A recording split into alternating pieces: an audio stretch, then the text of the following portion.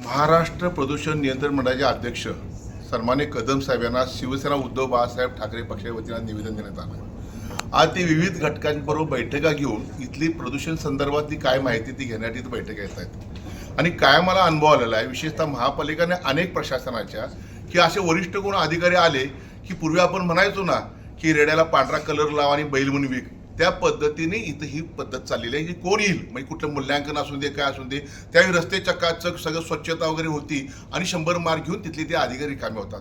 परंतु खरी वस्तू परिस्थिती कोल्हापुरातली काय आहे परिस्थिती ते आम्ही आज त्यांना अध्यक्षांना सांगितलेलं आहे। प्रदूषणासंदर्भात अनेक वर्ष कोल्हापूर आमचं मागं आहे, अनेक आजार उत्पन्न ह्यातनं होत आहेत, अनेक लोकांना त्रास होते, अनेक लोक मयत झालेले आहेत आणि या सगळ्या गोष्टी विचार केला तर दातारपासून केसांपासून नकापर्यंत रोगराई वाढते, लहान मुलांना ह्याचा त्रास मोठ्या प्रमाणात होतोय आणि दरवर्षी माशी तर लाखो मरत आहेत। का ते आत्महत्या स्वतः करतात का माशी दरवर्षी?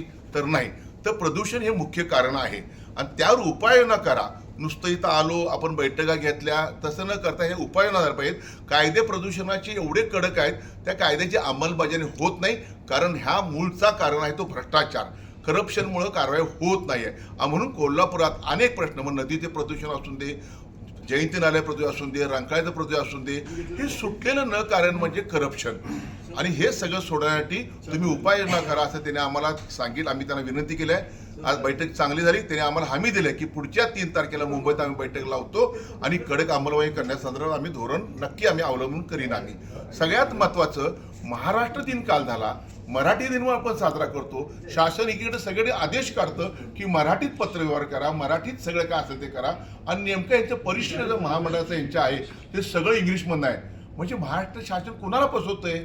हे शासनकर्ते जे आहेत की प्रशासनाचे अधिकारी ऐकत नाहीत का? हे मुद्दाम करतात का इंग्लिशमध्ये परिशिष्ट काढून लोकांना समजू नये म्हणून? तो सगळ्यात महत्त्वाचा मुद्दा आहे। कुठल्याही परिस्थितीत परिशिष्ट असू दे किंवा जी आर असू दे हे मराठीतूनच निघाले पाहिजे असं आमचं हट्ट त्यांना सांगितलं आहे, त्यांनी ते मान्य केले। भविष्यामध्ये जे परिशिष्ट असतील ते मराठीतून निघतील अशी त्यांनी आम्हाला हमी दिलेली आहे।